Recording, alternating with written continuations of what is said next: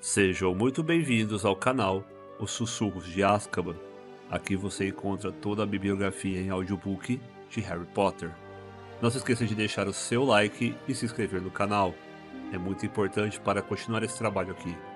E fiquem agora com Harry Potter e a Pedra Filosofal, narrado por Ícaro Silva. Capítulo 5 O Salgueiro Lutador. O fim das férias de verão chegou muito depressa para o gosto de Harry. Ele estava ansioso para regressar a Hogwarts, mas aquele mês em A Toca fora o mais feliz de sua vida. Era difícil não ter inveja de Rony quando pensava nos Dursley e no tipo de boas-vindas que poderia esperar na próxima vez que aparecesse na Rua dos Alfeneiros. Na última noite de férias, a senhora Weasley fez aparecer um jantar suntuoso que incluiu todos os pratos favoritos de Harry, terminando com um pudim caramelado de dar água na boca. Fred e George encerraram a noite com uma queima de fogos filibusteiro, encheram a cozinha de estrelas vermelhas e azuis que ricochetearam do teto para as paredes durante no mínimo 1 hora. Então chegou a hora da última caneca de chocolate quente e de ir para a cama. Eles demoraram para viajar na manhã seguinte. Acordaram ao nascer do sol, mas por alguma razão pareciam ter um bocado de coisas para fazer. A senhora Weasley corria de um lado para outro, mal-humorada, procurando meias desparelhadas e penas de escrever. As pessoas não paravam de dar encontrões nas escadas, meio vestidas, levando pedaços de torradas nas mãos. E o Sr. Weasley quase quebrou o pescoço ao tropeçar em uma galinha solta, quando atravessava o quintal carregando o malão de Gina até o carro. Harry não conseguiu imaginar como é que 8 pessoas, 6 malões, 2 corujas e um rato iam caber em um pequeno Ford Anglia. É claro que ele não contara com os acessórios especiais que o Sr. Weasley acrescentara. Nenhuma palavra a Molly, Cochichou ele a Harry, quando abriu a mala do carro e lhe mostrou como a aumentara por artes mágicas para que a bagagem coubesse sem problemas. Quando finalmente todos tinham embarcado no carro, a senhora Weasley olhou para o banco traseiro, onde Harry, Rony, Fred, George e Percy estavam sentados confortavelmente lado a lado e disse: Os trouxas sabem mais do que nós queremos reconhecer, não é? Ela e Gina entraram no banco dianteiro, que fora aumentado de tal maneira que parecia um banco de jardim público. Quero dizer, olhando de fora, a pessoa nunca imaginaria como o carro é espaçoso, não é? O Sr. Weasley ligou o motor e saiu do quintal, enquanto Harry se virava para trás para dar uma última olhada na casa. Mal teve tempo para pensar quando haveria outra vez e já estavam de volta. George esquecera a caixa de fogos filibusteiro. 5 minutos depois, tornaram a parar no quintal para Fred ir buscar depressa sua vassoura. Tinham quase chegado à rodovia quando Gina gritou que deixara o diário em casa. Na altura em que tornaram a embarcar no carro, eles já estavam muito atrasados e muito mal-humorados. O Sr. Weasley olhou para o relógio e depois para sua mulher. Molly, querida. Não, Arthur. Ninguém veria. Esse botãozinho aqui é um multiplicador de invisibilidade que instalei. Isso nos faria decolar e voar acima das nuvens. Estaríamos lá em 10 minutos e ninguém saberia. Eu disse não, Arthur, não em plena luz do dia. Eles chegaram à estação de King's Cross às 15 para as 11. O Sr. Weasley disparou até o outro lado da rua para buscar carrinhos para bagagem e todos correram para a estação. Harry tomara o expresso de Hogwarts no ano anterior. A parte complicada era chegar à plataforma 9:30, que não era visível aos olhos dos trouxas. O que a pessoa tinha de fazer era atravessar uma barreira sólida que separava as plataformas 9 e 10. Não machucava, mas tinha que ser feito com cautela, de modo que os trouxas não vissem a pessoa desaparecer. Percy primeiro, disse a senhora Weasley, consultando nervosa o relógio no alto, que indicava que tinham apenas 5 minutos para desaparecer pela barreira sem ser vistos. Percy adiantou-se com passos firmes e desapareceu. O Sr. Weasley o seguiu, depois Fred e George. Vou levar Gina e vocês dois venham logo atrás de nós, disse a Sra. Weasley a Harry e Rony, agarrando a mão de Gina e se afastando. Num piscar de olhos, as duas tinham desaparecido. Vamos juntos, só temos 1 minuto, disse Rony a Harry. Harry verificou se a gaiola de Edviges estava bem encaixada em cima do malão e virou o carrinho de frente para a barreira. Sentia-se absolutamente confiante, Isto não era nem de longe tão desconfortável quanto usar o pó de flu. Os dois se abaixaram sob a barra dos carrinhos e avançaram decididos para a barreira, ganhando velocidade. Quando faltavam apenas poucos passos, eles desataram a correr e... Tapum! Os dois carrinhos bateram na barreira e quicaram de volta. O malão de Rony caiu com estrondo. Harry foi derrubado. A gaiola de Edwige saiu saltando pelo chão encerado e ela rolou para fora, gritando indignada. As pessoas à volta olharam e um guarda próximo berrou. Que diabo vocês acham que estão fazendo? Perdi o controle do carrinho, ofegou Harry, apertando as costelas ao se levantar. Rony teve que recolher Edwiges. A coruja fazia tanto escândalo que muitos dos circunstantes resmungaram contra a crueldade para com os animais. Por que não podemos atravessar? Sibilou Harry para Rony. Não sei. Rony olhou desorientado para os lados. Uns 10 curiosos continuavam a observá-los. Vamos perder o trem, cochichou Rony. Não entendo por que o portão se fechou. Harry olhou para o enorme relógio no alto com uma sensação ruim na boca do estômago. 10 segundos, 9 segundos... Ele levou o carrinho à frente com cautela até encostá-lo na barreira e empurrou-o com toda a força. O metal continuou sólido. 3 segundos, 2 segundos, 1 segundo... Já foi, disse Rony, parecendo atordoado. O trem foi embora. E se papai e mamãe não conseguirem voltar para nós? Você tem algum dinheiro de trouxas? Harry deu uma risada cavernosa. Os Dursley não me dão dinheiro há uns 6 anos. Rony encostou o ouvido na barreira fria. Não ouço nada, informou tenso. Que vamos fazer? Não sei quanto tempo vai levar para mamãe e papai voltarem. Eles olharam para os lados. As pessoas continuavam a vigiá-los, principalmente por causa dos gritos de Edwiges que não paravam. Acho que é melhor irmos esperar ao lado do carro, sugeriu Harry. Estamos atraindo a atenção de... Harry! Exclamou Rony com os olhos brilhando. O carro! Que tem o carro? Podemos voar para Hogwarts no carro. Mas eu pensei... Estamos imobilizados, certo? E temos que voltar para a escola, não é? E até os bruxos menores de idade podem usar a magia quando há uma emergência grave, seção 19 ou coisa assim da lei de restrição ao... Mas sua mãe e seu pai, disse Harry, empurrando mais uma vez a barreira na esperança inútil de que ela cedesse. Como é que vão chegar em casa? Eles não precisam do carro, disse Rony, impaciente. Eles sabem aparatar. Sabe, desaparecer aqui e reaparecer em casa. Eles só usam o pó de flu e o carro porque somos todos menores e ainda não temos permissão para aparatar. A sensação de pânico de Harry de repente se transformou em excitação. Você sabe voar? Não tem problema, disse Rony, virando o carrinho de frente para a saída. Anda, vamos. Se nos apressarmos, poderemos seguir o expresso de Hogwarts. Passaram então pela aglomeração de trouxas curiosos, saíram da estação e voltaram à rua secundária, onde ficara estacionado o velho Ford Anglia. Rony destrancou a enorme mala do carro com vários toques seguidos de varinha. Tornaram a carregar a bagagem na mala, puseram Edwiges no banco traseiro e embarcaram. Veja se não tem ninguém olhando, disse Rony, ligando a ignição com outro toque de varinha. Harry meteu a cabeça para fora da janela. O tráfego roncava pela estrada principal adiante, mas a rua deles estava deserta. Tudo bem, falou. Rony apertou um botãozinho prateado no painel. O carro em que estavam desapareceu, e eles também. Harry sentiu o banco vibrar embaixo dele, ouviu o ruído do motor, sentiu as mãos em cima dos joelhos e os óculos em cima do nariz, mas pelo que conseguia ver, virara um par de olhos que flutuava acima do chão numa rua suja cheia de carros estacionados. Vamos, disse a voz de Rony vindo da direita. E o chão e os edifícios sujos de cada lado se distanciaram e foram desaparecendo de vista à medida que o carro decolava. Em segundos, Londres inteira estava lá embaixo, enfumaçada e cintilante. Então ouviu-se um estampido e o carro, Harry e Rony reapareceram. Epa! Exclamou Rony, batendo no botão da invisibilidade. Está com defeito. Os dois socaram o botão. O carro desapareceu e tornou a reaparecer aos pouquinhos. Segure firme! Berrou Rony e pisou fundo no acelerador. Eles dispararam em linha reta para dentro de nuvens baixas e repolhudas e tudo ficou cinzento e enevoado. E agora? Perguntou Harry, piscando diante da camada sólida de nuvens que os comprimia de todos os lados. Temos que ver o trem para saber que direção vamos tomar, Disse Rony.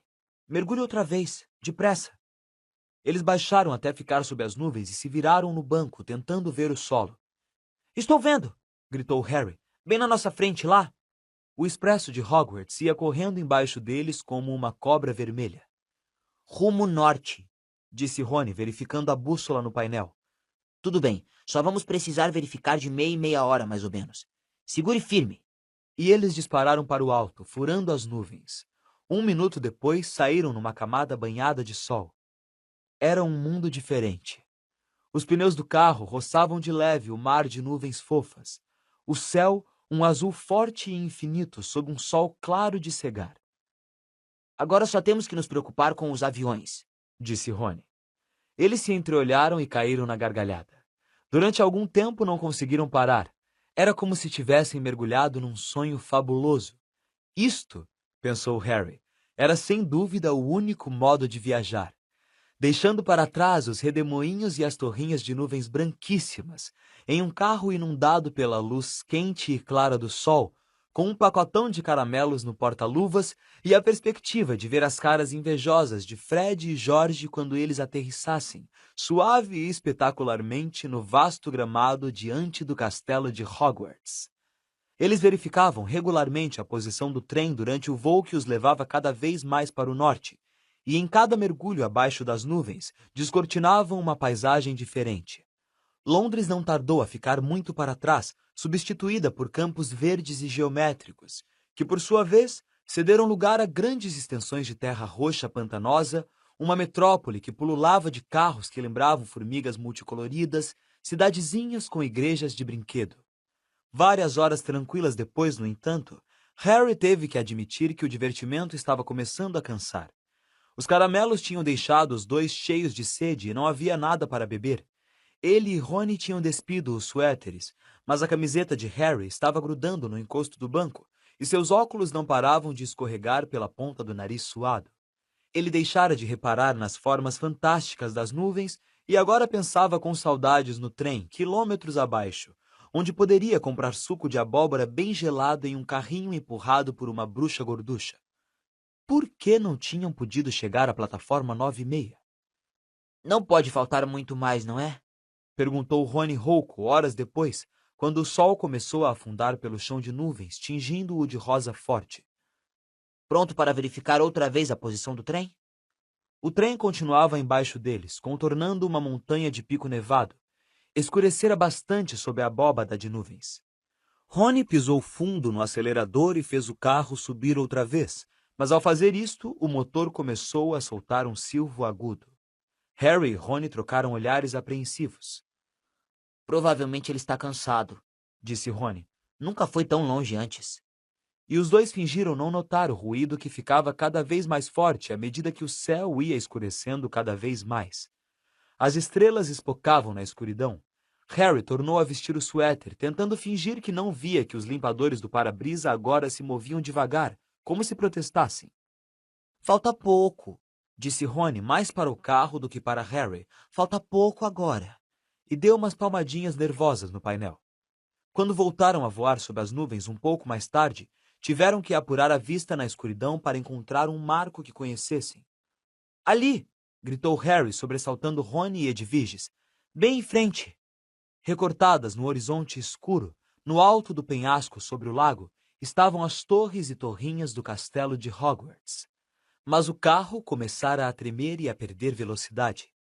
Vamos! Disse Rony em tom de quem quer adular, dando uma sacudidela no volante. Quase chegamos, vamos! O motor gemia. Finos penachos de fumaça saíam por baixo do capô. Harry viu-se agarrando às bordas do banco com toda a força ao voarem em direção ao lago. O carro deu um estremeção feio. Ao espiar pela janela, Harry viu a superfície lisa, escura e espelhada da água 1,5 km abaixo. Os nós dos dedos de Rony estavam brancos de tanto apertar o volante. O carro estremeceu outra vez. Vamos! Murmurou Rony. Sobrevoaram o lago. O castelo estava bem à frente. Rony apertou o acelerador. Ouviu-se uma batida metálica e alta, um engasgo e o motor morreu de vez. Epa! Exclamou Rony em meio ao silêncio. O nariz do carro afundou. Estavam caindo, ganhando velocidade, rumando direto para a parede maciça do castelo. Não! Berrou Rony, dando um golpe de direção.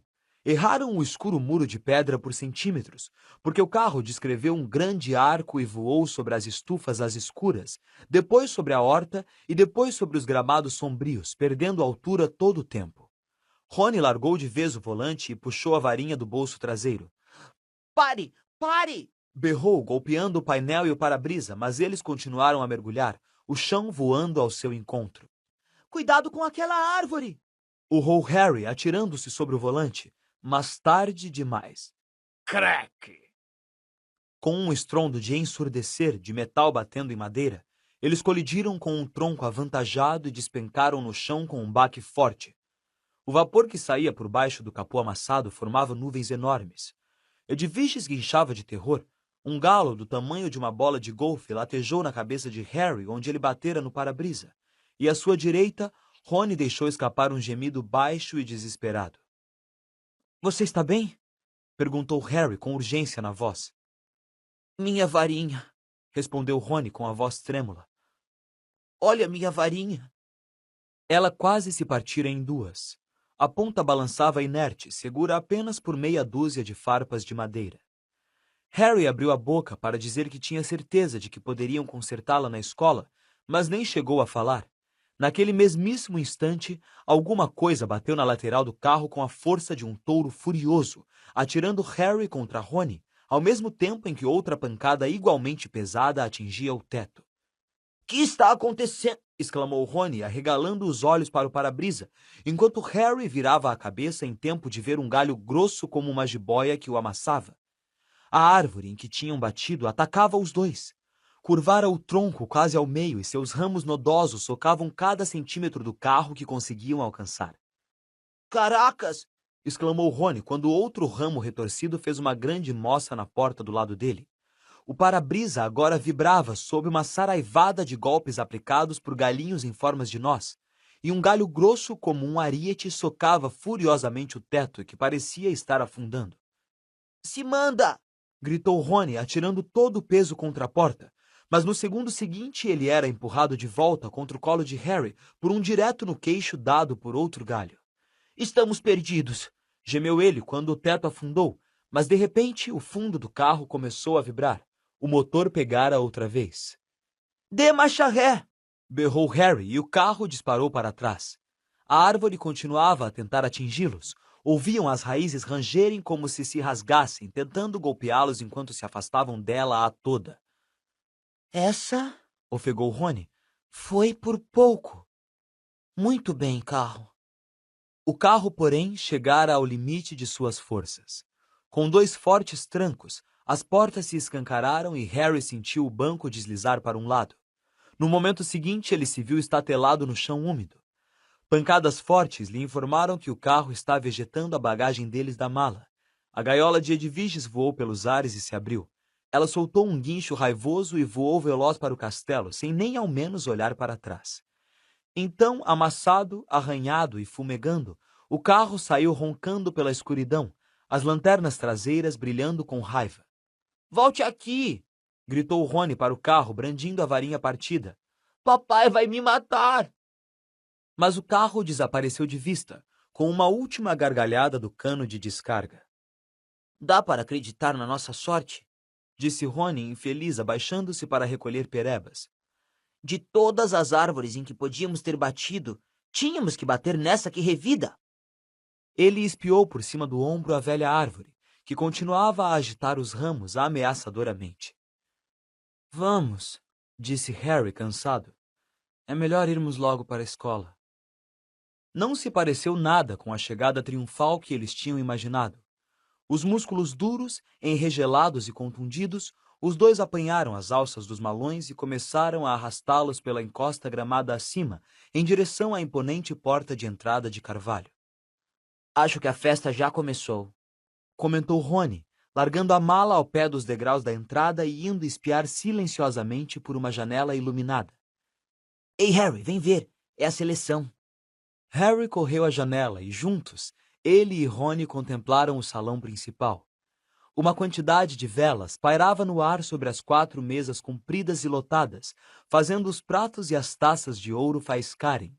No alto, o teto encantado, que sempre refletia o céu lá fora, pontilhado de estrelas. Em meio à floresta de chapéus cônicos de Hogwarts, Harry viu uma longa fila de principiantes de cara assustada entrar no salão. Gina estava entre eles, facilmente identificável pelos cabelos da família Weasley, muito vívidos. Entre mentes, a professora McGonagall, uma bruxa de óculos que usava os cabelos presos em um coque, estava colocando o famoso chapéu seletor sobre um banquinho diante dos recém-chegados. Todo ano, aquele chapéu antigo, remendado, esfiapado e sujo, selecionava os novos alunos para as 4 casas de Hogwarts: Grifinória, Lufa-Lufa, Corvinal e Sonserina. Harry lembrava-se bem da noite em que o colocara na cabeça, exatamente há 1 ano, e esperara, petrificado, a decisão do chapéu que murmurara audivelmente em seu ouvido. Por alguns segundos terríveis, ele receara que o chapéu fosse colocá-lo na Sonserina, a casa de onde saía um número maior de bruxos e bruxas das trevas do que de qualquer outra. Mas ele acabara indo para a Grifinória, junto com Rony, Hermione e o resto dos Weasley. No último trimestre letivo, Harry e Rony tinham ajudado a Grifinória a ganhar o campeonato das casas, vencendo Sonserina pela primeira vez em 7 anos. Um garoto muito pequeno, de cabelos castanho-acinzentados, foi chamado para colocar o chapéu na cabeça. O olhar de Harry passou por ele e foi pousar no lugar em que Dumbledore, o diretor, assistia à cerimônia sentado à mesa dos funcionários, sua longa barba prateada e os óculos de meia-lua brilhando à luz das velas. Vários lugares adiante, Harry viu Gilderoy Lockhart com suas vestes azuis, e lá na ponta sentava-se Hagrid, enorme e peludo, bebendo grandes goles de sua taça. — Espere aí, cochichou Harry para Rony. Há uma cadeira vaga na mesa dos funcionários. Onde está Snape? Severo Snape era o professor de que Harry menos gostava. Por acaso, Harry era o aluno de quem Snape menos gostava também. Cruel, irônico e detestado por todo mundo, exceto pelos alunos de sua própria casa, Sonserina, Snape ensinava poções. — Vai ver, ele está doente, disse Rony, esperançoso. — Vai ver, ele foi embora, disse Harry, porque não conseguiu o lugar de professor de defesa contra as artes das trevas outra vez. — Ou vai ver, foi despedido, disse Rony, entusiasmado. — Quero dizer, todo mundo o detesta. — Ou vai ver, disse uma voz muito seca atrás deles. Está esperando para saber por que vocês dois não chegaram no trem da escola. Harry virou-se depressa.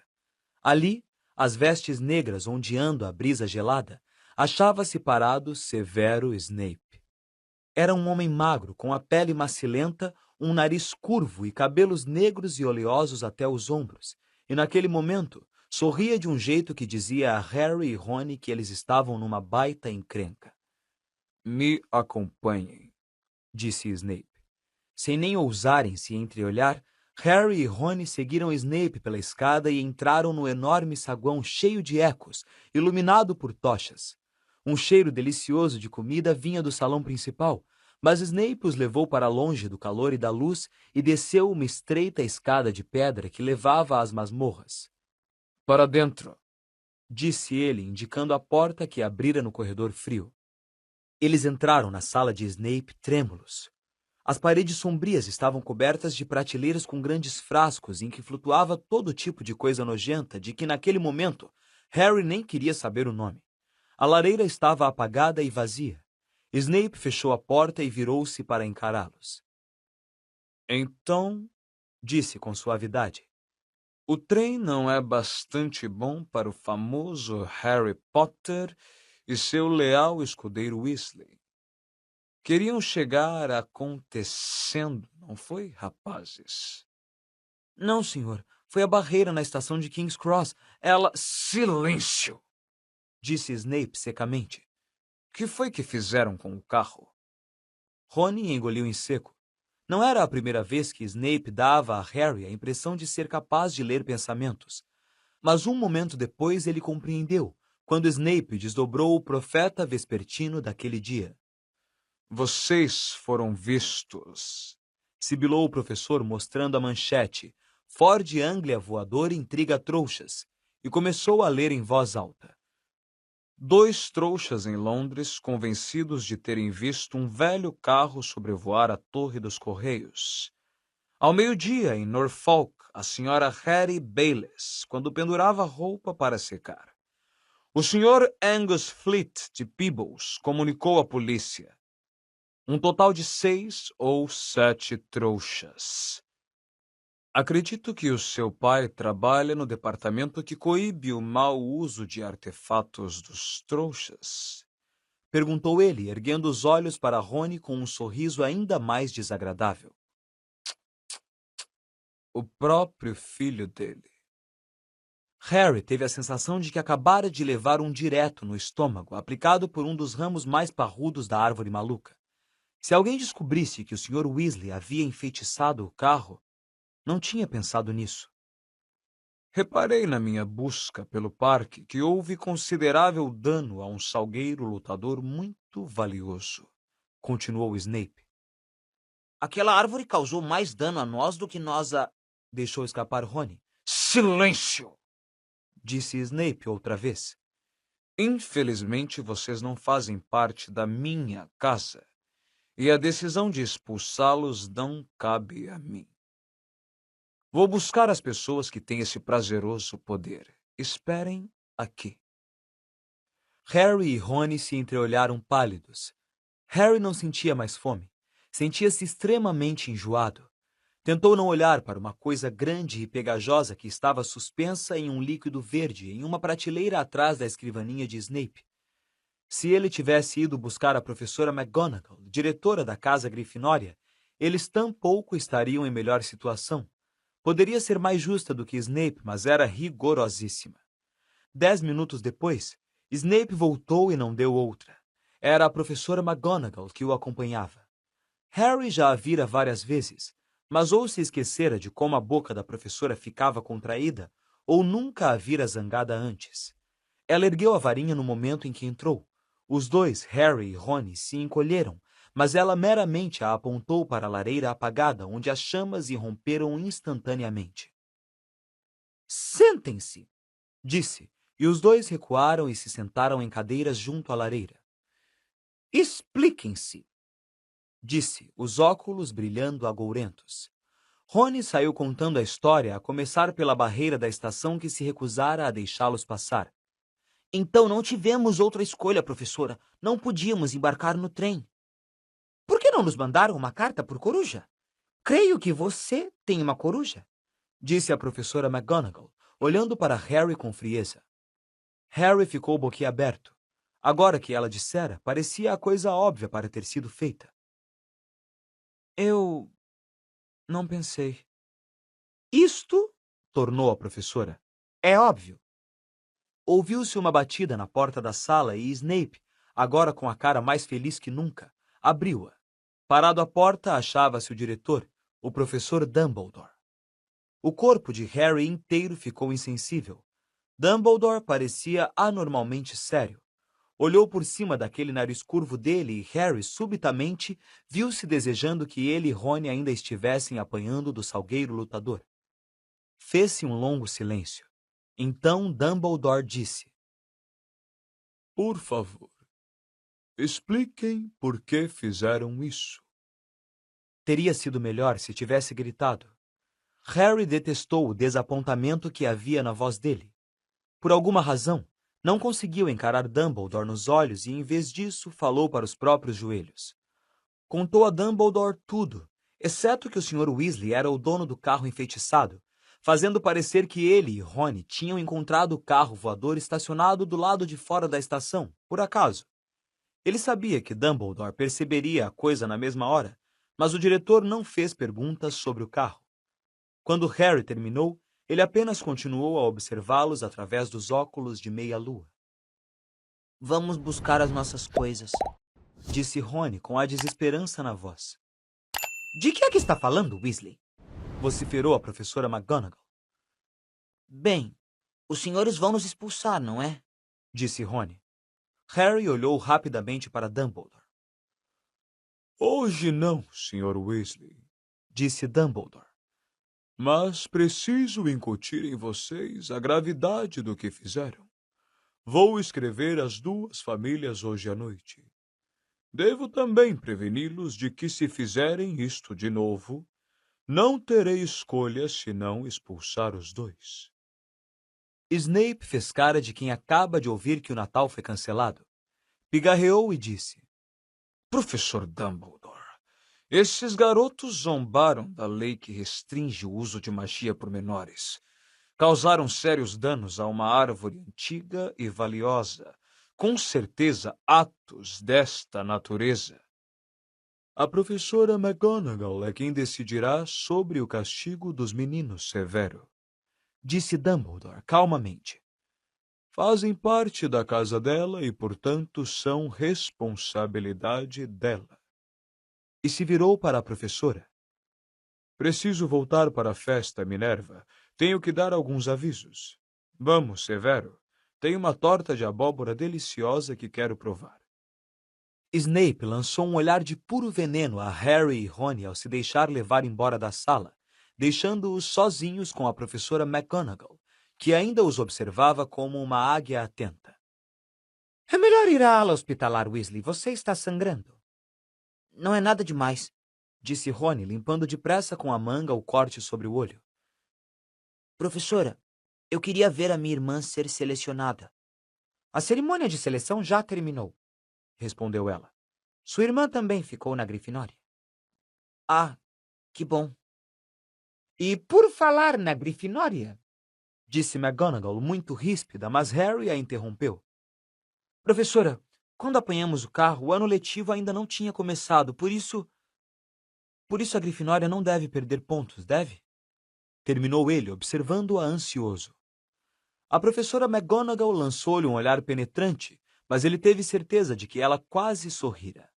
Pelo menos a boca ficara menos contraída. Não vou tirar pontos da Grifinória. E Harry sentiu o coração muito mais leve. Mas os dois vão receber uma detenção. Foi melhor do que Harry esperara. Quanto a Dumbledore escrever aos Dursley, isso não era nada. Harry sabia perfeitamente que eles só iriam ficar desapontados que o salgueiro lutador não o tivesse achatado de vez. A professora McGonagall ergueu novamente a varinha e apontou-a para a escrivaninha de Snape. Um grande prato de sanduíches, 2 taças de prata e uma jarra de suco de abóbora gelado apareceram com um estalo. Vocês vão comer aqui e depois vão direto para o dormitório, disse ela. Eu também preciso voltar à festa. Quando a porta se fechou, Rony deixou escapar um assobio baixo e longo. Achei que estávamos ferrados, disse ele, agarrando um sanduíche. Eu também, disse Harry, servindo-se. Mas dá para acreditar na nossa falta de sorte? Perguntou Rony com a voz pastosa, porque tinha a boca cheia de galinha e presunto. Fred e George devem ter voado naquele carro umas 5 ou 6 vezes e nunca nenhum trouxa viu os dois. Ele engoliu e deu outra grande dentada. Por que não conseguimos atravessar a barreira? Harry sacudiu os ombros. Mas vamos ter que nos cuidar daqui para frente, disse, tomando um grande gole do suco de abóbora cheio de gratidão. Gostaria de termos podido ir à festa. Ela não queria que fôssemos nos exibir, disse Rony ajuizadamente. Não quer que as pessoas pensem que somos sabidos porque chegamos de carro voador.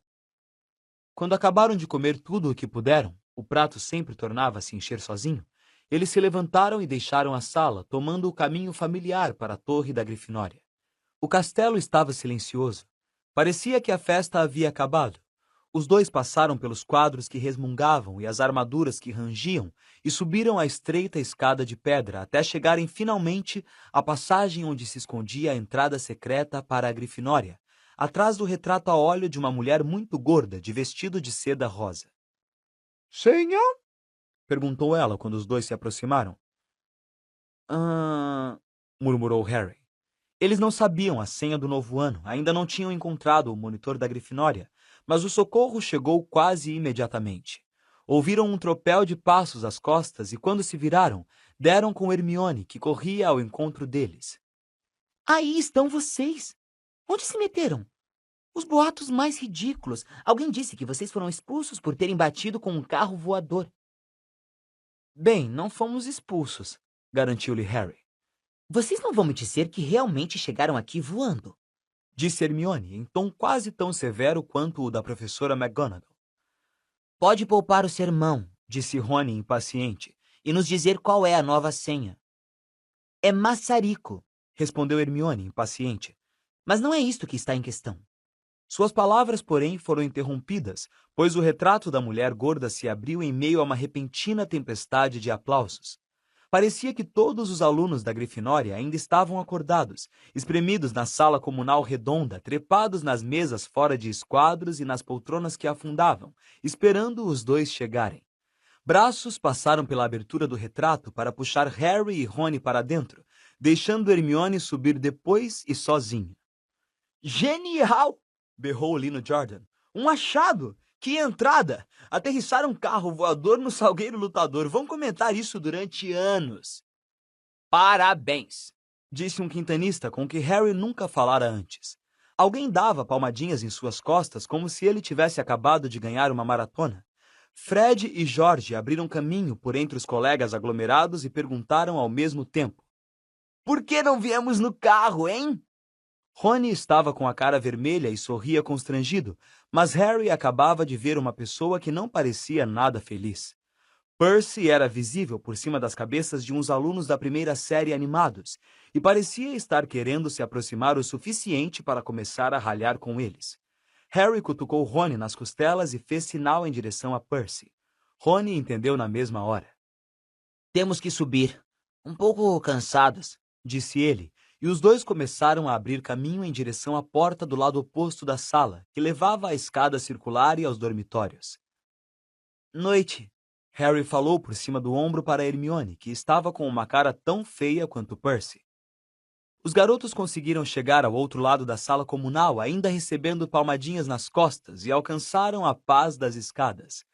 Subiram a escada correndo, direto para cima, e finalmente chegaram à porta do antigo dormitório, que agora tinha um letreiro que dizia Alunos de segunda série. Entraram no quarto circular que já conheciam, com camas de 4 colunas e cortinas de veludo vermelho, e suas janelas altas e estreitas. Seus malões tinham sido trazidos até o quarto e colocados aos pés das camas. Rony sorriu com ar de culpa para Harry. Sei que não devia ter curtido isso nem nada, mas... A porta do dormitório se escancarou, e por ela entraram os outros segundanistas da Grifinória, Simas Finnegan, Dino Thomas e Neville Longbottom. Inacreditável! Exclamou Simas, radiante. Legal! Disse Dino. Um assombro! Acrescentou Neville, atônito. Harry não conseguiu se controlar. Sorriu também.